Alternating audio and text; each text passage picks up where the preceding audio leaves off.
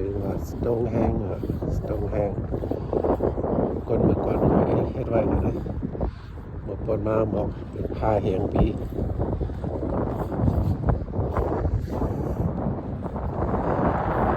ที่สาวนั้นเป็นผ้าปอนที่ไหนปอนไหนปอนตามชื่อกันนะสตงแห้งเฮ็ดไว้จะเมื่อปานไปมีคนจำพื้นเนี่ยกับนั่นแหละว่ากับสิ่งไหนนะครับคนข่าวเขียนคู่ว่าให้ไรบางคนมาบอกว่าอย่างปีเลย